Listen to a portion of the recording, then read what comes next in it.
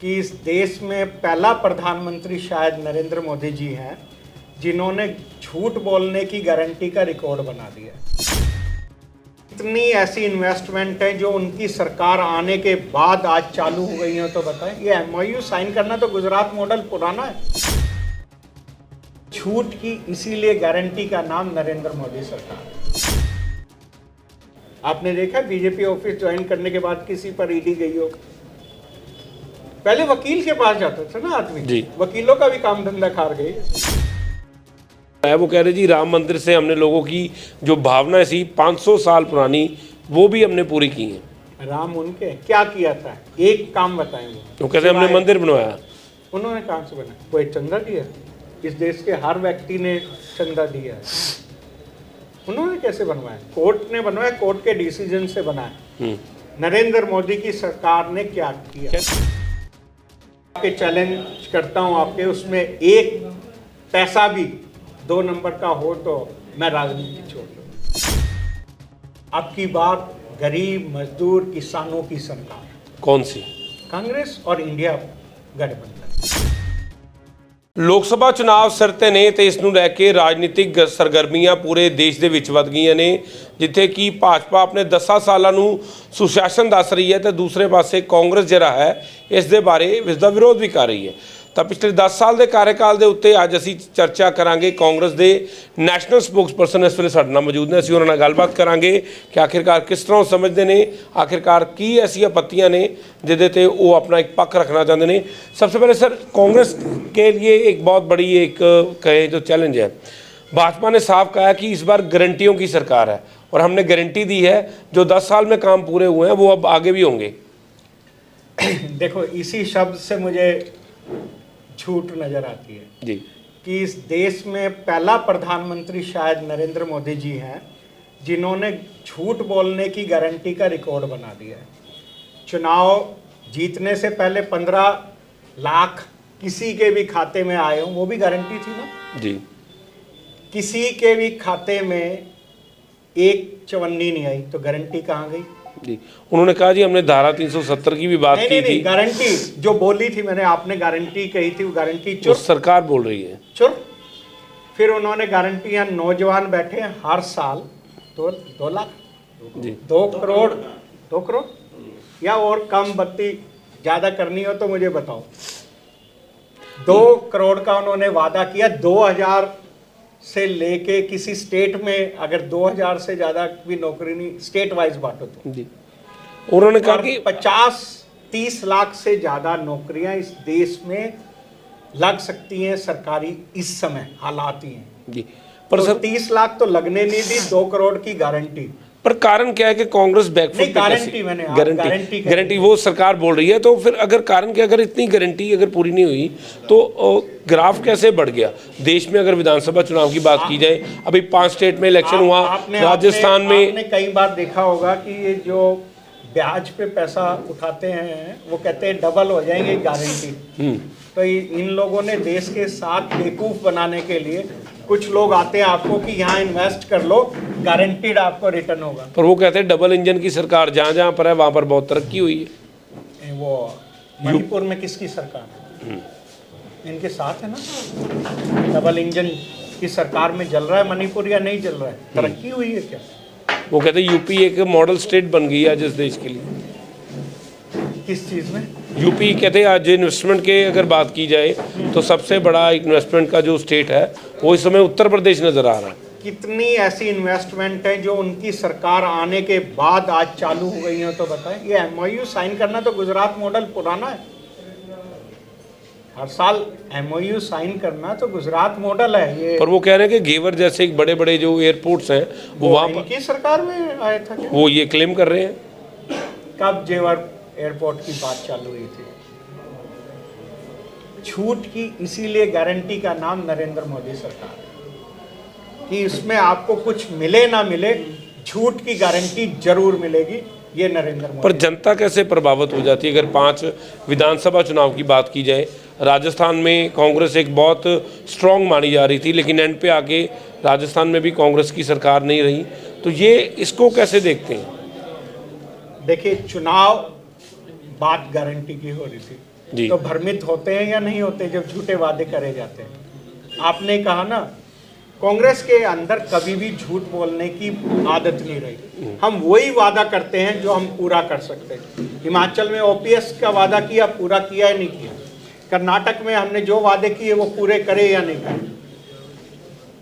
पहली स्टेट आपने गुजरात देखी, राजस्थान देखी, हमने वादा किया था 500 का सिलेंडर, नरेंद्र मोदी क्यों कूद गए? क्या आपकी यहाँ पंजाब में क्यों नहीं? पंजाब के लोगों को नहीं चाहिए 450 का सिलेंडर? या उनकी स्टेट यूपी में दे दो 450 का सिलेंडर। तो इसलिए झूठ की और भ्रमित करने की राजनीति का नाम नरेंद्र मोदी है। इंडिया गठबंधन पर बहुत सारे सवाल खड़े होते हैं। वो कहते हैं अभी तो इकट्ठा ही नहीं हो पाया, लेकिन इकट्ठे होने से पहले ही वो बिखर गया। ये देखो, गठबंधन सरकार चलाना और उसके अंदर काम करना, चले गए, अभी टाइम लगेगा, उनके भी आ रहे हैं जा रहे हैं, ये समय लगता है। कोड ऑफ कंडक्ट सिर के ऊपर है, 10 दिन में कभी भी आ सकता है, और मेरे से ज़्यादा बेहतर जानते होंगे क्योंकि ये अब राजनीति के अप्रैल वो मार्च में लग जी जाता है। तो इसके लिए अभी तक गठबंधन सेट नहीं हुआ, तो इसके नहीं हो ऊपर रहा कैसे? है। यही है ना कि लोग आज मैं माफ़ी चाहूँगा, आपको शायद बुरा ना लगे, जो सवाल सत्ता पक्ष से पूछे जाने चाहिए थे वो सब विपक्ष से पूछे जाते हैं। क्या वो तैयार हैं? वो 38 कितनी पार्टियां गई थी? 48 गई थी, कितनी गई थी उनका गठबंधन की? जी, कितनों का सीटों का वो अलायंस, बताओ ना। ये सब केवल जो देश की बात कर रहा है उससे ही पूछना है, और कांग्रेस ने किससे बात नहीं की है, और बातचीत जारी है। आपने अभी भी देखा होगा, अखिलेश जी और हमारी हर जगह बात हो रही है। एक नया हिंदुस्तान में कंसेप्ट मोदी जी लाए, ईडी, सीबीआई और आईटी। अच्छा, इसी के ऊपर मैं एक मिनट रोकना चाहूँगा। वो जब उनसे सवाल करते हैं ना, तो वो कहते हैं जी ईडी अपना काम कर रही है, हमारा उसमें कोई दखल नहीं है। अगर कोई फैक्ट्स हैं तो तभी ये काम हो रहा है। अशोक चौहान जी का भी व्हाइट पेपर लाए थे, उसमें नाम है या नहीं है? मैं मीडिया के मैं आपसे सवाल कर रहा हूँ अपने ईडी की बात की। सरकार अपना पक्ष रखती है। सरकार को नारायण राणे का घर पता है या नहीं पता है? ईडी कहाँ गई? जब से एक नया वॉशिंग मशीन, क्या छोड़ो, मेरे को एज ए वकील आपको मैं बताऊं कि आप लोग कह रहे हैं ईडी का कोई नोटिस आ जाए, भैया वकील की जरूरत नहीं, कोई बीजेपी ऑफिस बताओ। तो आजकल वकील के पास फाइल नहीं लाते हैं कि अपना केस खत्म करवाने के लिए, वो जाके बीजेपी ऑफिस ज्वाइन कर लेते हैं। आपने देखा बीजेपी ऑफिस ज्वाइन करने के बाद किसी पर ईडी गई हो? पहले वकील के पास जाता था ना आदमी, वकीलों का भी काम धंधा खार गई। तो वो एक काम करती तो वकीलों के पास जाते हैं। ईडी किसी के साथ चल रही, किसी के कहने पे चल रही है। नारायण राणे का घर पता है या नहीं पता? ईडी वालों से पूछता हूँ। नोटिस दिया था, जिस हेमंत बिश्व शर्मा को किसने चोर कहा था? वर्तमान के गृह मंत्री ना। क्या ईडी को नहीं पता उनका घर? पर फिर नोटिस चिपकाने का पता है या नहीं पता है? जी, पर जो डंका इस वक्त चल रहा है, वो कह रहे जी राम मंदिर से हमने लोगों की जो भावना थी 500 साल पुरानी, वो भी हमने पूरी की है। राम उनके क्या किया था? एक काम बताएं। वो कहते हैं हमने मंदिर बनवाया। उन्होंने कहाँ से बना? कोई चंदा दिया? इस देश के हर व्यक्ति ने चंदा दिया है। उन्होंने कैसे बनवाया? कोर्ट ने बनवाया, कोर्ट के डिसीजन से बनाया। नरेंद्र मोदी की सरकार ने क्या किया? कहते जी कांग्रेस बोलती थी कि राम मंदिर बनेगा तो बहुत सारे घायल होंगे, लड़ाई झगड़े होंगे, लेकिन रामचंद्र जी वो सरकार इस तरह के क्लेम कर। कांग्रेस का देखो, मैं 1991 से मैनिफेस्टो पढ़ता हूँ जी। राजीव जी के टाइम पे मैनिफेस्टो जिसने भी आपको कहीं से मिल जाए तो उसमें साफ लिखा है जी, इस मुद्दे का हल सुप्रीम कोर्ट का जो भी आदेश आएगा उसको मानेंगे। वही कांग्रेस। पर सरकार क्यों क्लेम कर रही है इस तरह? सरकार कैसे क्लेम कर रही है कि राम मंदिर हमने बनाया है और लोगों की जो भावनाएं थी वो हमने पूरी की है? जब सरकार हर झूठ बोल सकती है तो ये क्यों नहीं बोल सकती? बताओ ना मेरे को जी। ये अभी यूएई में मंदिर बना तो क्या नरेंद्र मोदी ने बनाया? वो कहते हैं बुलाया, मोदी जी की भावना थी इसलिए बुलाया उनको। बुलाया नहीं, मैं बनवाने की बात करी। और जब बीजेपी ये कहती कि हमने मंदिर बनवाया तो ये हर, मैं गोत्र से वशिष्ठ हूँ, भगवान राम के साथ तो जितना हमारा रिश्ता है हम थोड़ा उसमें एज ले सकते हैं जी। हम तो उनके गुरु परिवार से जी। तो हमारे को राम से कौन अलग कर देगा? नहीं, वो तो कह रहे हम अलग नहीं कर रहे, लेकिन हम ये बता रहे हैं कि भावनाएं जो थी लोगों की हमने उसको पूरा कर दिया। कैसे किया? भावनाएं क्या ऑर्डिनेंस लाए थे?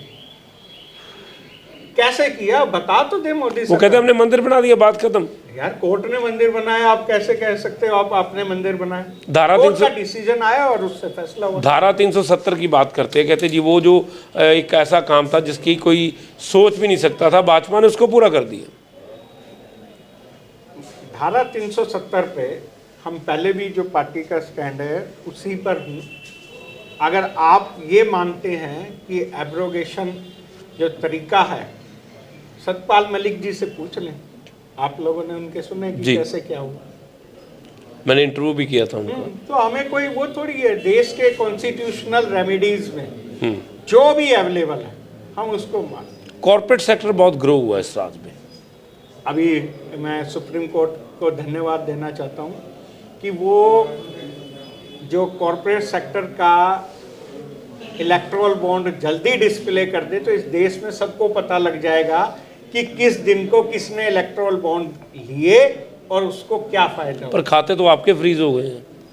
यही तो हैरानगी है कि डर नहीं, पर वो भी उसके ऊपर भी सरकार का कल मैं स्टेटमेंट पढ़ रहा था, उन्होंने कहा कि अगर कोई 2 नंबर का काम करेगा, अगर गलत तरीके से पैसे का फर्जीवाड़ा होगा तो कार्रवाई होगी। तो मैं आपके चैलेंज करता हूं, आपके उसमें एक पैसा भी 2 नंबर का हो तो मैं राजनीति छोड़ दूंगा। लोगों का पैसा है, हमारे वर्करों का पैसा भी दिए ना, सबने दिया। ऐसा कोई व्यक्ति है मैं स्लिप दिखाऊं? बट कारण क्या है कि उसको एक सेंसेशनलाइज करके दिया जाता है कि कांग्रेस के पास एक सेट फ्रेम ऑफ माइंड दिया जाता है कि मैंने अभी बाहर भी कहा और अब भी कह रहा हूं जी, आप लोगों की इस देश में इन्वेस्टिगेशन वाली मीडिया अब खत्म हो गई है। आप लोगों को मैं 24 अकबर रोड या हमारे अकाउंट्स डिपार्टमेंट में आके आप लोग चेक कर लो कि वो पैसा कैसा है। बीजेपी वाले बताए ना उनके पास कैसे आया हो। एक ऑर्गेनाइजेशन जो रजिस्टर्ड भी नहीं है उसके ऑफिस हर जगह बन गए, उसका जवाब नहीं पूछ रही है जी, ना आईटी पूछ रही है। बीजेपी का ऑफिस आज हर जगह बन गया है, बताओ ना। ये देखो हमारा ऑफिस और यहाँ बीजेपी का ऑफिस जाके देख लेना। क्या शर्म की बात है। और मैं आपके चैनल के माध्यम से हर ऑफिसर को मैसेज करना चाहता हूँ, आप ओथ लेते हो, किसी से नहीं दबोगे। इस देश के टैक्स पेयर का पैसा आपके लिए, आपको हर IAS IPS या जितने बड़े ऑफिसर है सबको घर इस देश के टैक्स पेयर की तरफ से दिया जाता है। भाजपा ने नारा दिया अब की बार 400 पार, आपका क्या नारा है? अब की बार गरीब मजदूर किसानों की सरकार। कौन सी? कांग्रेस और इंडिया गठबंधन, क्योंकि अब हम गठबंधन में हैं तो इस बार बनेगी गठबंधन की इंडिया सरकार जो देगी किसानों को MSP का कानूनी अधिकार। राहुल जी ने बोल दिया। तो बिल्कुल। तो इसके अलावा अगर गठबंधन की बात करें, आखिरी सवाल आपसे लेना चाहूँगा, गठबंधन का मुखिया कौन होगा? ये भी फैसला हो चुका है, इकट्ठे लड़ेंगे, चुनाव का नतीजा आएगा। भारत के संविधान में ये है कि सब जनप्रतिनिधि बैठते हैं और अपना नेता चूज करते हैं, तो उसमें कोई नहीं। मल्लिकार्जुन खड़गे साहब की एक स्टेटमेंट देख रहा था, उन्होंने बोला पार्लियामेंट में जाके कि अब की बार 400 पार है इनका, ये बोल रहे हैं इस तरह की। ये देखिए, मैं वही है कि आधी अधूरी, तो आपने अभी कहा तो इससे मान लूँ नहीं, मैं इसीलिए आपसे क्लियर करना चाहता हूँ। मैं इसको एक पुरानी मजाक में कहावत होती है, 2 चाय लाना, कोमा लगा दोगे तो अलग मायने हो जाएंगे ना, 2 चाय ना ला जी। तो इस तरह की चीजें, इस तरह क्या आप केवल उसको डॉक्टर अगर वाक्य को अगर ये मानोगे कि वो उन्होंने कहा, तो इतना तो है नहीं कि मल्लिकार्जुन खड़गे। वो तो हमें भी सवाल है कि एक पार्टी का प्रेसिडेंट हो गया किस तरह की इसमें तो हम कह ही रहे हैं ना, एक शंका सबसे बड़ी EVM है। उस पे तो EVM पे तो कांग्रेस भी जीती है, 2009 भी EVM पे जीती है आप। तो हम तो बैलेट पे भी जीतते थे। 9 पे तो बैलेट पे नहीं जीते क्या? हम तैयार हैं बैलेट पे लड़ने को, क्या दिक्कत है? नहीं तो मुख्य विपक्षी दल है ना। EVM तो एक तरह का उन्होंने कहा कि तरक्की का नया रास्ता है, क्योंकि गिनने में बहुत सारी दिक्कत होती है, EVM में तो जल्दी है। 3 महीने हम चुनाव की वेट कर सकते हैं, तो 4 दिन रिजल्ट की वेट नहीं कर सकते? इतना ही तो फर्क है ना जी। क्या जल्दी मजा आएगा? 4 दिन आप भी चाय पीना, 4 दिन हम भी काउंटिंग स्टेशन पे बैठ के चाय पियेंगे। शुक्रिया सर, समा देने के लिए आपका बहुत बहुत धन्यवाद।